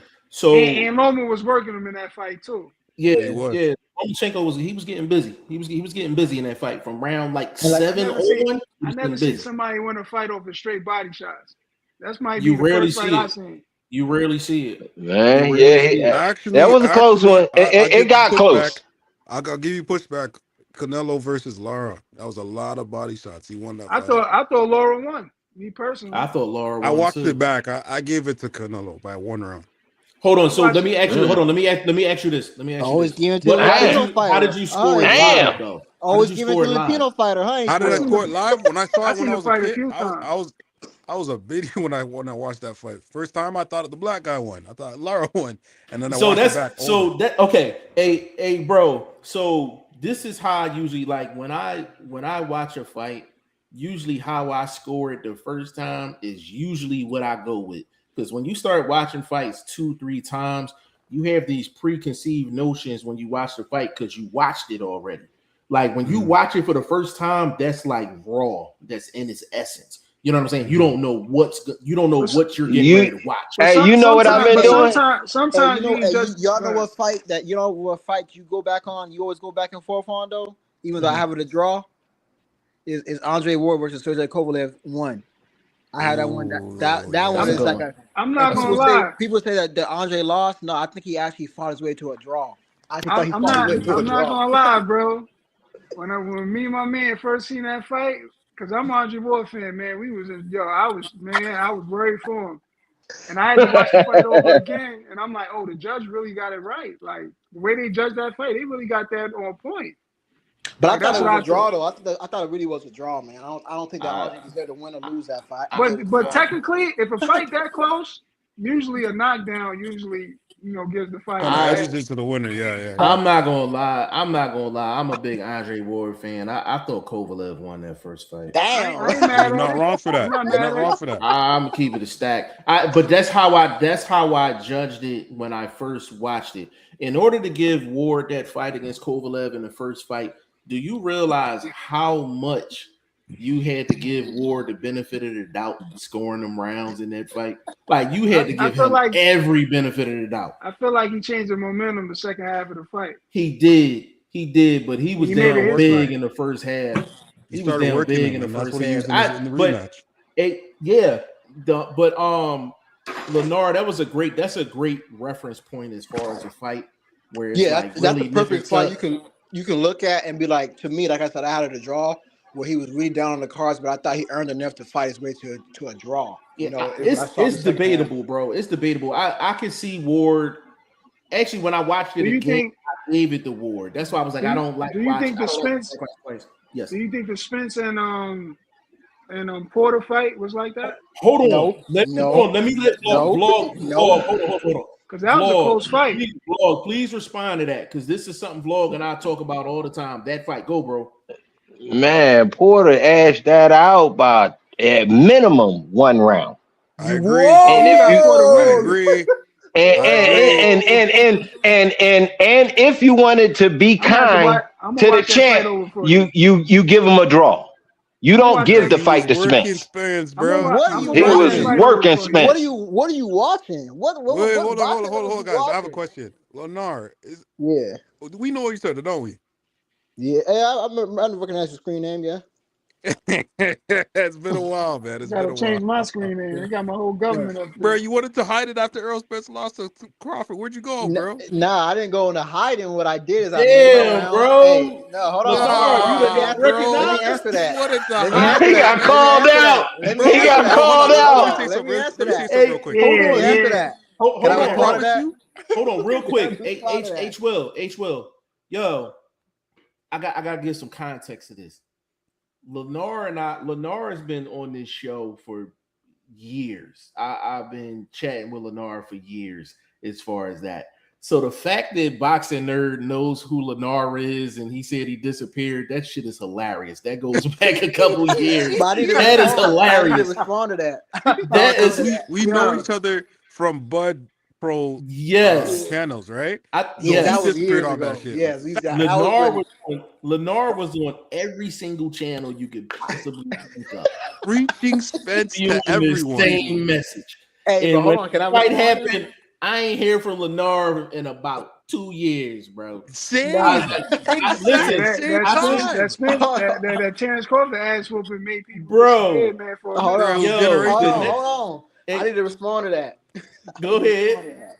All right. So to this claim, first of all, man, what I did is like a man. I said if I'm wrong about this fight, I'll go around and I'll admit that Terrence Crawford won that fight, and that's exactly what I did. I went on Bushido's channel. I went on Main Man's channel. I went on anybody that I needed to owe any type of penance to. I did it, and I admitted it. I didn't make no excuses for it. Now, did I go away for a minute? I did, because that shit disgusted me. That shit disgusted me. That shit put a bad taste in my mouth. That shit, bro. Really you know how bad it was? I seen your new channel with your girl and things. I see you change some people change their whole YouTube. Like they almost shattered a tear. No, I didn't. I never changed my YouTube. I just got a new channel. But no, I never. I thought you put boxing away forever, bro. Yo, hold on, real quick, yo, Lennar went on like this whole hiatus, right? The next time I seen him, I'm like, damn, I was like, Lennar looking like a celebrity out here. I'm like, he on TV now. I was like, he done moved up to the world. I was like, shit.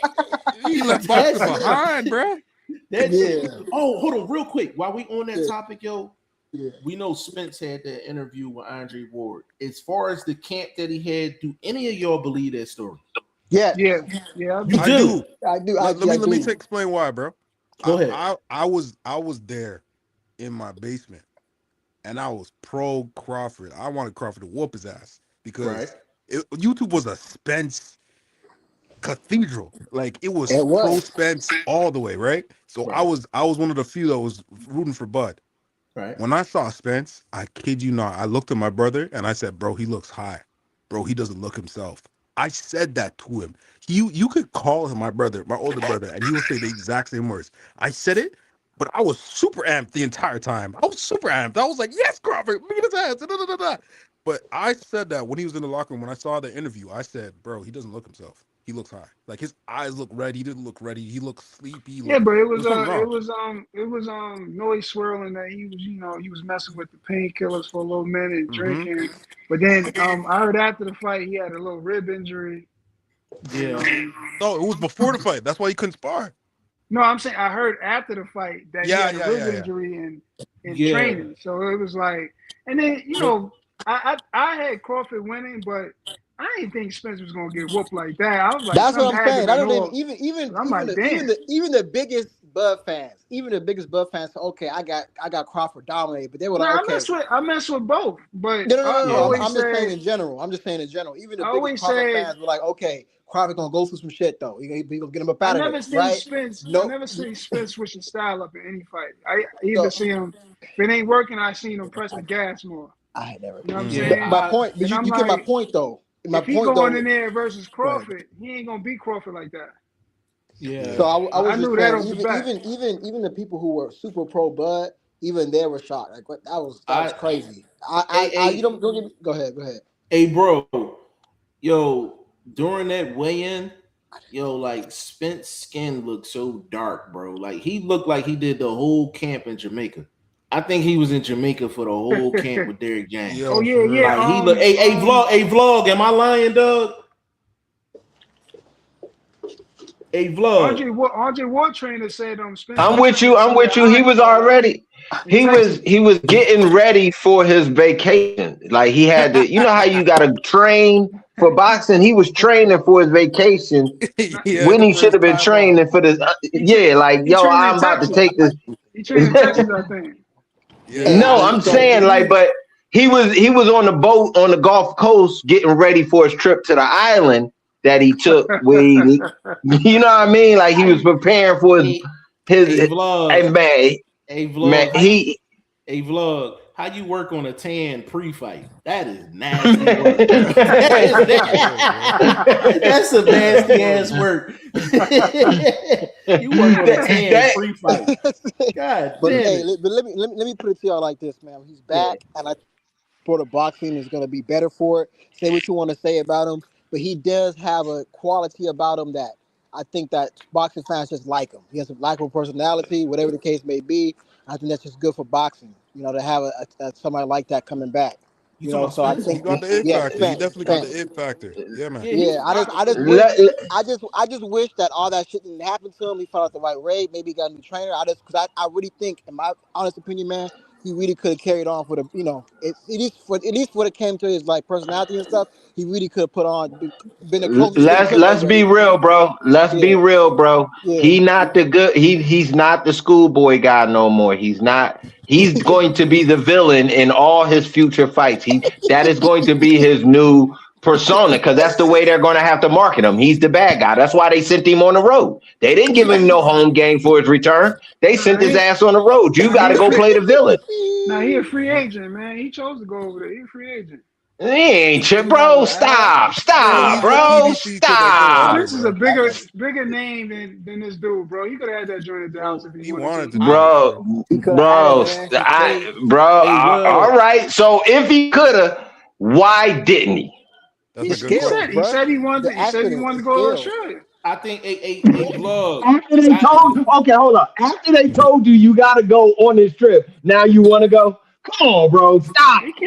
Come on, bro. I can't let you do that. No, he said he wanted to go out there. Ain't nobody told him to do nothing. He's a free agent. But the thing is, bro. So H will. So man, PBC don't give out. Hold up, PBC got lifetime contracts, bro. Hold on. If it wasn't for Spence, the Crawford fight wouldn't have happened. He don't want to put his foot down about it. I agree. So let's not act like that's not. All right. So you all right? Hold up. So you think he still got that same cachet? Hell yeah, he makes the money. Stop. No, he wouldn't be going though. He wouldn't be going to another continent for a fight if he had the same cachet. H will. So go ahead, Jeff. That's where I H will. I gotta disagree with you on that for this reason. It's not about his name. It's the about and vlog. Please, I'm going to steal your comment from a couple of months ago. Okay. Can I get permission to use it? You don't even know what I'm getting ready to say. Can I get permission to use it? Man, talk to me. Talk to him. Talk to him. Right. I just need to get clearance. All right. I don't think it's about Spence's name and the cachet. What I think it is the amount of time that he was actually off. So H will, if you actually look at the support that he got, his main support in Texas would have been a Jerry Jones type situation. So with Jerry Jones, if you haven't been in the ring in 3.5 years, you know Jerry Jones don't know nothing but dollars and cents. Because he's been out for so long and he keeps hearing these stories about painkillers, drinking, all this other stuff. I think his resources that he had a couple years ago, I don't think he had them now because of the time that he took off and a lot of that negative stuff that was going on in his personal life. I think he had to go out there because he couldn't lock down the money that he usually locked down in Texas to get a home fight. I don't think it's the name. I think it's the amount of time that he took off in a lot of the personal stuff. Why he had to go out there. You might be right about that, but that's also the same. At the same time, he stepped in the ring, and everybody wanted a piece. Virgil Ortiz wanted a piece. Fandora wanted a piece. Charlo, he's been begging for a fight. You know I agree. Like, so he's still a money guy. No, he's still a money guy, but I think now he's then B-side. He was a money guy. Yeah, back then he was a money guy because he was an A-side. And now he's a money guy because they think he food, bro. They think he's he B-side. Yeah, they think he food. B-sides can still eat. Look at Ryan Garcia. B-sides can still eat and still bring in fannies. That's no doubt. Right? He still has. Ryan Garcia is a B-side. You talking about against Tank? No, yeah. Like as far I'm talking about as far as his boxing level. He's a B level guy with a level name. Spence is a B level fighter with a level name. Now he has to play a B level position with a level name, still bringing in fannies. That's why I said he has to be the villain. He has a B level. He's a B level fighter. You talking about Spence in his prime, or you talking about Spence? No, now. Right now. So I'm talking about now. Right now. I mean, we don't know what Spence look. To be honest, we don't know. After that ass whooping, we can't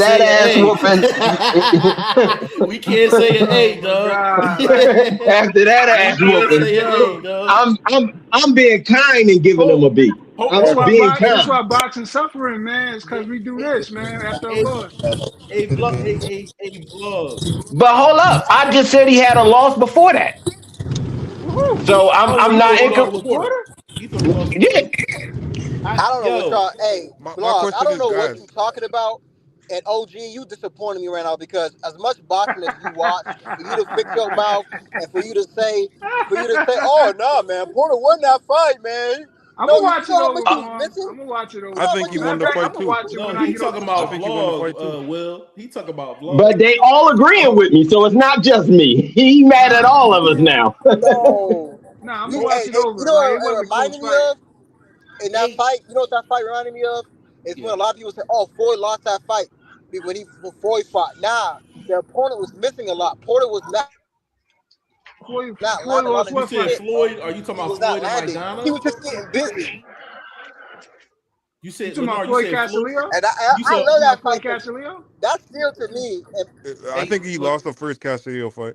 I'm agreeing with you. I He think he did lost lose the that. first Castillo fight too, though. That was a robbery. Yeah. I hold He hurt his hand and real quick.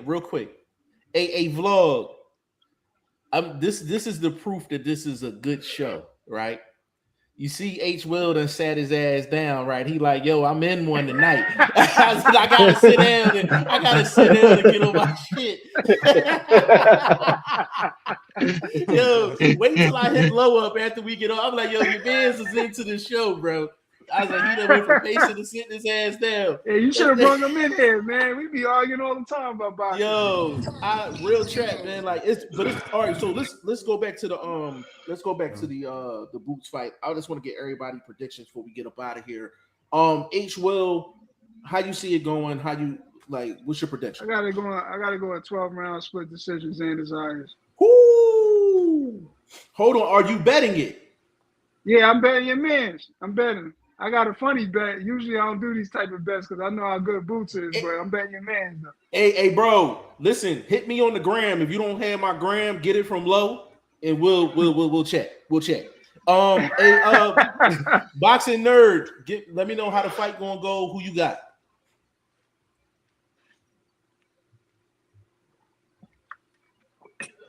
He probably took a bathroom break, man. Hey, Lennar. He want to go with Xander, man. You know, he want to go with Xander too. Yeah, hey, boxing nerd. How the fight gonna go? Who you got between Boots and Xander? Man, Boots by destruction, 8th round. Ooh. Hey, Lennar, talk to me. I got Boots by 10th round stoppage. I think that he's gonna come on too strong later on. I think that experience is really gonna cost Xander. I think he's gonna take him out. I think he's gonna start to get beat up as the rounds start to go on. Right after 5, 6, you're gonna start to see it. The ass whooping starting to come. I think that Boots is gonna stop him. Maybe he gets stopped on his feet. I don't know. Maybe he just gets stopped in the corner on his feet. I'm not sure, but I think the ref is gonna see enough. He's gonna throw that damn towel in by 10. Vlog. I know what you thinking. I wish you would have stopped caring like that. That was a shot. That was a shot. That was a bar. All right. Be a world I can read on that fight. Again. The only movie. Hold up. All right. The difference. Carrying a grown man. He was taking some of Boots' work. This is a young boy. Is he ready for that type of work? This ain't no sparring partner. Unified champ, man.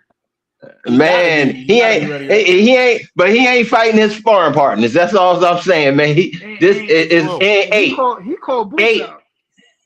8. Yeah, he called Boots out because he want a payday. He ain't stupid. He know who the cash cow is. You know what it is. You know what it is. Everybody looking for a bag. Everybody looking for a bag in the game. Come on. How much you getting paid for this fight? I don't know what the purses are. I don't know what the purses I are. haven't heard anything, but I'm knowing is over 5. It can't be over 5 because they didn't want to give Virgil Ortiz 6. So it can't be hold over 5. on. H. Will. But Virgil Ortiz ain't got no belt. Hold on. But Virgil Ortiz is a bigger name. But let me get in here real quick. Not really. That's why I'm glad you said that, bro. The reason why he couldn't get the 6 is because of his contract situation with Golden Boy. They had him locked in for a certain number. Like locked in, no matter who he fought, they had him locked in for a certain number. He wanted to get beyond that number. He wanted to get to the 6. That's why he had that whole issue because of Turkey. Because of Turkey. It was a guaranteed 3. It was a guaranteed 3, but they didn't want to go beyond that 3. So that was a contract thing. No, it's because of Turkey Al Sheikh. Remember what he offered him? It was Turkey Al Sheikh. But it was 2 negotiations though. It was 2 negotiations. I'm talking about the one after Turkey Out sheet. That's when Oscar De La Hoya got involved because Oscar didn't want to give out the other 3. He wanted the other 3. He wanted a guarantee of 6. His contract only said a guarantee of 3. That's where the issues came in at. That's why they agreed right now. Yeah, Oscar didn't want him getting any extra money without Oscar getting his cut off top. That's what it boils down to. He didn't know. They don't know what the fight is going to pull because these guys are not stars, so they don't know. This is a fight that but they don't know. They don't know. That's true. But that's where where the issue was. That's where the issue. That's what I'm saying. The same thing Look at it. Ryan. They didn't know Ryan got the 50-50 split because they didn't know he never fought on pay-per-view before. So they don't know what kind of numbers he was fighting. But they knew what Tank was going to do, though. They knew what Tank was going to do. Tank fought on pay-per-view before. Ryan didn't. But Ryan had a big following outside of boxing. So they was both, like, oh, we don't know. Yeah. I agree. I agree with what you're saying. Like, don't get it twisted. I agree with what you're saying. The thing is, there was a difference between Virgil Ortiz and his own promoter. It didn't have Eddie Hearn would have gave. To be honest with you, Eddie Hearn would have gave it to him. Eddie Hearn. That's what I'm saying. Listen, that's my point. If they would listen, this is the stipulation in that situation. If they would have accepted the deal, Virgil could have kept the 3 because his contract with De La Hoya is only for 3. So if he's getting something over the top, he's looking to keep that. De La Hoya is not having that. So that's why they're in the situation where they didn't make the fight. But here's the thing. When you get a guarantee, they can't go no lower than a guarantee. You can get more than a guarantee. You can always get more than a guarantee, but they can't go lower than a guarantee. But that's yeah. But we agree with that. We agree with that. We're locked in. We're locked in on that. So on the 3, we're locked in on that. Here's the thing. Eddie probably would have gave him 5. Actually, just to prove the point, Eddie Hearn was trying to get Virgil Ortiz when they was going through arbitration. He was offering him 5 a fight. He was offering him 5 per fight. So I know Eddie Hearn would have gave him the other 3. But when you're talking about outside of the guarantee, outside of the 3, you got an extra 3 on the table. We don't know if they was talking upside or not. So the issue was that other 3. If the other 3 is coming from the other promoter, so the manager's like, hold on, where my cut at? Exactly. Like, where my cut at? That's who exactly. The manager. Exactly. The manager and the promoter, which caused the whole issue. The money wasn't the problem, bro. Right. Like Eddie would have gave it to him. Eddie will throw some bread around. He will throw some bread. I don't know, because Devin Haney was asking for some bread. He told me to kick rocks. Yeah, but it was a whole different issue with that because I don't think the negotiation was serious. I don't think the negotiation was ever serious. Remember that fight went to purse bid. It was I forgot what it was. It was a fight that went to purse bid. They had a hard time getting the mill out. It was crazy. I forgot what fight that was though. It was the guy that was debatable with Tio. What's that dude name? The one that beat Mikey Garcia. He beat up Mikey Garcia after Garcia for Errol Spence. Sandoval. Yeah, you talking about Sandor Martin? Sandor Martin. Sandor Martin. Yeah. But see the thing with the Sandor Martin thing, like that's high risk, low reward though. We talking a whole different ball game. You understand what I'm saying? When you talking about the Haneys and all that, we talking about some big cash. And on top of that, you gotta remember this, bro. Devin Haney's independent. He don't have no promoter and all of that. So that's a whole different type of negotiation. They negotiating a little different. You know what I'm saying?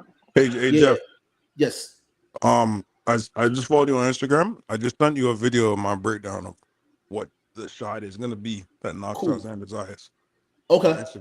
I'm gonna check it out. I'm gonna check it out when we get done. You only following him? He the only one hosting the show. My fault. Yo, boxing first vlog. Boxing #1 ST vlog. Oh my God, Ryan from the 6 in the building, man. Big shout out to you, bro. I got Boots in 11.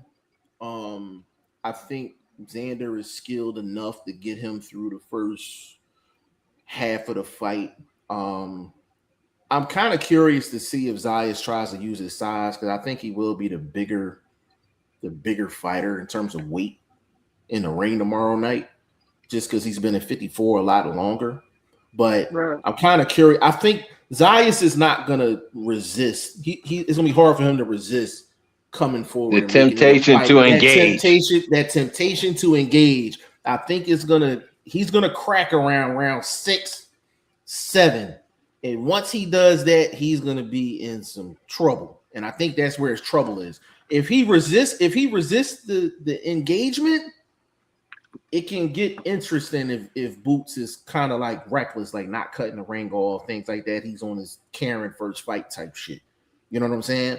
But I think Zayas, because he's always in exciting fights, he's not going to be able to resist. Early, I think he's going to resist. Later on, I think he's going to be like, you know what, fuck it, I can't do this no more. And that's where he's going to fall into trouble. But I think it's going to be a good fight. I think it's going to be a really, really good fight. Any undercard fights that interest y'all before we get up out of here? I ain't gonna fraud. Let me. You got Tucker. I like that one, but I ain't gonna fraud. I'm looking to see what Whitaker does, because for me, I'm tired of Whitaker. Nah, bro, he has the potential to be, I don't say a megastar, but a Rolly type, Garcia type of. Everybody know his name. Everybody knows who he is and respects his in the ring stuff. The way he jumped over that rope, fake that energy. That's what I said. I don't like the antics. I don't think he could do that Prince Nassim shit out here. I think he can incorporate it a little bit, keep it entertaining, because that's just part of his nature. But he got to go to the traditional game, put in good work. That's going to bring our fans to him. Like them people in Britain, they might like that silly shit. And it's cool if you're good at it. But traditionally, these dudes over here are a lot quicker, and their reaction is going to be a lot better. They don't like it in Britain, actually. They like it more in America. They don't? They like it more in America. Nah. That's why they think he's going to be big over here. You said they like it more in America? Nah, we don't like that shit. They'll appreciate it more. If he, like I said, if he regulates it, if it's regulated. Yeah. Early, he was doing too much of it, acting like that, like he was Emmanuel Augustus, and that's really how he fights. He was doing it as an entertainment value. I don't think he really fights like that. Now he got to really develop his game, and he don't look that good. That mid workout, that shit looked terrible. I am not going for it. The mid work look like trash, bro. Man, looked like trash. He looked like a robot, bro. I thought I was watching the AI. Can I? Yo, let me take y'all down memory lane real quick before we get up out of here. Yo, you know the last time they brought a UK dude to the States to try to turn him into a star, it was actually Josh Kelly. You remember Josh Kelly was on that roll. He came down here. He was on that Anthony Joshua and Ruiz card. I don't even think they gave him 8 weeks to prepare. He literally came to the States. He fought Ray Robinson. He ended up in a draw. I actually thought Ray Robinson won that fight. So you have to be careful when you're in the UK. You're trying to make that big stomp to the big stage in the States, because a lot of times it don't work out. A lot of times it. That's why I said he can't do too much of it. If he does it a little bit here, a little bit there, but sticks to natural boxing, and you know what we like, best man win. He don't like, you know what I mean? The clown shit is I ain't a big fan of it anyway. I think it takes away a lot of energy from what you need to be concentrating on. And I don't think he should be doing it. That's all. I got to get this last comment out the way, and then I have a question for y'all. So Ryan from the 6, he said Ben hasn't been playing with his food as of lately. He crushing cans like he's supposed to. The thing is, Ryan from the 6, I want him to stop fighting cab drivers, man. I want him to stop crushing cans. What's one fighter you think would be a good matchup for Whitaker, to where he's gonna have to showcase his skill? What's the dude? I got you. That got knocked out. I used to say that one, but I got you. Troy Isley. Isley will tell me. 75. Isley is. I think he 160. He's 60. He's 60. Oh, okay. Damn. Let me see. Who that crazy anyway though? Who you say the 75? The dude that fought David Benavidez, the Colombian. What's his name? You talking about that old? You talking about the old boy? The one that gave him all the he gave his hardest fight. Dave Menninger his hardest fight. The Colombian dude. Damn. Are you talking about earlier in his career? And he an OG right now, right? No, he's not an OG. He an old head. He ain't an old head right now. Okay. Like 10 or 11 fights. Okay, yeah, we ain't think about the same dude. You talking about David Morrell? David Morrell, but he ain't got knocked out. He trash. He got knocked out his last fight. Before he got knocked out. Yeah, but he's been looking like trash before that. Bro, he's been looking like trash even before that, bro. Yeah, he took a lot out of him. Yeah, Colin Smith would be a good Colin Smith? Yeah. I like Colin Smith. That's a solid fight. But I need that he can beat all of that Euro comp in me. To me, he's more athletic than a lot of those Euro guys. So we gotta have him a good elite B-level guy from over here. And I ain't gonna fraud. I can't think of a good name right now. Look, I thought for a reason I thought it was 160. I know it was a weight class below. He 175. Does Ben Whitaker beat Berlanga? Hell no. Yeah. He beats Berlanga. Oh, Berlanga. Oh, damn. Yeah, because Berlanga going to Zuffa. He going to 175. I know he's fighting at 175 at Zuffa. Yeah, he's at 175. I don't know, man. That was a good question, man. I don't know, man. I don't know about that. Yeah, I gotta ask Low about that. I think he outboxes him. I will go with Berlanga because he been with more notable names. Mm-hmm. I don't really know what Ben Whitaker. Like, I haven't seen him against any tough competition, man. But that's what I'm saying. You can only judge what we've seen, and athletically, he's better. So I think that gives him a defensive edge, which edges him to me in the fight. He's faster, and you athletic against cab drivers. What is that really saying? And Berlanga ain't a cab driver. Nah, he ain't gonna do it. We ain't gonna Come on, bro. Come on, bro. That's it. All right. So he ain't a front runner. That's a front runner if I ever seen one. I think he's a front runner. He got way more height than he's supposed to have. Yeah, I believe that. Yeah, but he ain't no cab driver though. All right, I respect that. I respect a front runner. He's an Uber XL. You know, Uber XL. You know, he's not an Uber Black. He's not an Uber Black. Hold on, Ryan. Hold on. Ryan from the 6, he says Ben Whitaker beats the brakes off Berlanga. I think Berlanga should have had 2 losses before the Canelo fight. I see. I'm glad I ain't the only one. See, now y'all coming around. Okay, all right. See, I say it. Don't nobody want to be all somebody else out. Yeah, I get what you got. All right, cool. I got it, bro. You said he a cab driver though. You like the German. And then I rolled it back. I rolled it back and called him a front runner. You know what I mean? I rolled it back. He drive a yellow joint with all the 6s. Hey, no, he an old school hat.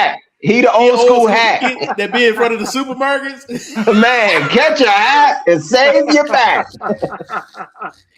Yeah, I don't know. I gotta take you wherever you want for $15. I'll take you anywhere you want for $15. Across the city. And act like his leg and ankle was hurting, man. That was crazy. Yeah, we called him out. We called him out on the channel for that. He went and got that. Back. He went and got that back, but yeah, he got to stop. That's why I said the silliness. That if you see, he tried to tone it down as far as the promo for this fight. He hasn't been as dramatic as he had been in previous upcoming fights. But he was at home doing a lot of that shit. So now prepared for the guy properly. And he just thought he can. Yeah, I don't think he prepared for him. He was like, you know what, I need this exit real quick, and let's go back to the bit. You know what I mean? To training camp. It could be. I got a good one for you. Does he beat Jesse Hart right now? Oh hell yeah. Yes. And I'm from the city, and I ain't that joint is cakewalk. I might lean towards him. So that's cake. What was the name of the guy that he fought? Jesse Hart fought when he got body slammed and shit. Shit. Damn, what's that motherfucking name? He from Jersey. Too. Yeah. Big. He beat him too. He beat him too. Yeah, he beats him too. He's more athletic than these dudes that we bringing up, bro. The only reason I brought him up is because Eddie Hearn is his promoter too. That's why that's a good matchup. His next fight, man, it better be somebody credible or something. That's what I'm saying. But we got to figure out who though. We got to figure out who. I don't know, but he better get some comp. No, it's too early. It's too early to rush him. He's 14 fights in. What you trying to put him in a title fight already? He got amateur experience. He's an Olympic medalist. Like it's been like 4 years, bro. He got to get somebody. I mean, I think. I can't argue with you on that. You see Ben Whitaker coming, man. He kicking a Pepsi can. Then there's a Coca-Cola joint. Then he got a wild cherry. He got a wild cherry can. Then there's a Sprite. Some Mountain Dew. He said he out here knocking over Mountain Dew plastic bottles. Yeah, listen, you know them cans. You know them cans is 5 cents a can. You know you kick enough of them joints. You think it'd be Anthony Yardy? Ooh, you mean Anthony Yard? Good question. Oh, he a good yeah. I think he beat London Arthur. That's a good one. Now that's a better fight for him right now. A London Arthur fight is a better fight. London Arthur fight, even though I think London Arthur. Because London, whatever, he on a nice little roll since the loss to old boy. You know what I mean? I think he on a nice little roll. So that's a good matchup. Yeah, we gotta find some smoke for Ben Whitaker, man. Because if I see, but as far as the Western, I don't know about over here. Only one, like I said, the boy that had the draw, or did they give him that fight against Hart? Cole, ain't his name Cole? Something Cole. His name Cole. Yeah, Cole got the decision, but I thought he lost too. I thought it was a draw. I thought it was a draw. Fair enough. Because he didn't get a point taken away from that body slam neither. Yeah, I thought what's the name won the first half of the fight, and Cole, as Hart got tired and continued to run, Cole came on and won the second half of the fight. I thought it was very easy to score. I think it was nasty work, man. He should. Oh, no doubt. No doubt. Nasty work. That fight was nasty work. Hold on, Ryan. I'm gonna read this comment and we're gonna get up out of here. Ryan from the 60 said, "Yeah, I wanted to see the Ben versus Batista fight, but that was supposed to be mandated for the WBC interim belt. That's not a bad fight neither, though. Batista, that's not a bad fight. Okay, I know what you're talking about. Yeah. But I don't think it's not bad, but is it too early for him? Well, see, that's the thing, though. Like, we gotta find out. Like, that's a world title contender. Batista's a world title contender. So just because you have a name doesn't make you a world title contender. Your experience makes you a world title contender. But Vlog, I need for Ben Whitaker to kick a wine bottle down the hill. I'm not disagreeing with y'all. That's why I asked, is he ready for Batista? We don't know. We're trying to find out. We trying to. We got. That's world. That's contender level to prospect fights. I think he's still at prospect fights. Vlog, that's the most tuned up car I've ever seen in my life, bro. I think you supposed to get a tune up every 5,000 miles. He's highly critical of Boots, and he almost 30. Like, so why are we not critical now? Of who? But Boots is at 30 some odd fights. Boots is at double the fights of this dude at the same age. Boots amateur, he have a crazy amateur career. Ben Whitaker do. Yeah, that's true. That's true too. I gotta get. That's a good point. Yeah. I can't argue with that one. And he's Olympic. All Olympic medalists, they had a title fight in the next 4 years. He's the one. He the only one. I think the fastest ones has been Cruz, Loma, obviously as far as the latest representatives of guys having decent amateur careers and long amateur careers coming out and getting rushed. Morrell did it too. He got a world title. You know what I mean? David Morrell. He got a title shot like it's not 9 for 10 fights. That's what I'm saying. So I get it now. I get where y'all coming from with. He's a little bit. I understand. I get it. For sure. Yeah, no doubt. We gonna have to close this out. Yeah, H. Will, you are a dangerous individual, bro. We be trying to get this shit cut off at like an hour, 10 minutes. You got us at 2 hours and shit between you, fucking Lennar, and fucking boxing nerd and shit. H. Will, I appreciate you coming on, bro. Whenever you want to jump on, man, just hit me. You know I what I'm got you, saying? man. You get first dibs, man. We probably gonna be back on probably next week. I gotta check my schedule. Probably I would like to get on Monday. That would be awesome. But sometime next week. But I'll keep you posted on when. I'll shoot you the link if you're free. Come on, I got through, you. bro. All right, I appreciate you, All brother. right, bro. All Good right, speaking It was to good y'all. talking to you, Brody. good talking to All you, right, man. family. Be safe. All right, you too, bro. All right. Yeah, vlog, man. That was crack, bro. That was fire. 2 hours in, a lot more overtime than we wanted. But it is what it is, though. For Boots and You know Xander what I like Zayas, about this show? yeah. I like what Ness and them cats like that are doing and everything. And I even liked our early stuff, but I thought we was a bit aggressive when we went back and forth. I think like as the show we developed and kept going, it's a bit of maturity with the disagreements. It ain't rough, like you know what I mean. Like I'm a cursor. I curse with the best of them, but I don't think that's necessary to have a good dialect as far as boxing is concerned. Like sometimes I be pissed off and I want to say fuck that and whoop de whoop, but to be able to go back and forth and actually give out a good program, I don't think we got to do a lot of that some of these other channels do, even though I rock with them. Yeah, you know what I think it is. I think kind of like as time went on, I think, and you got to add Shane into this as well.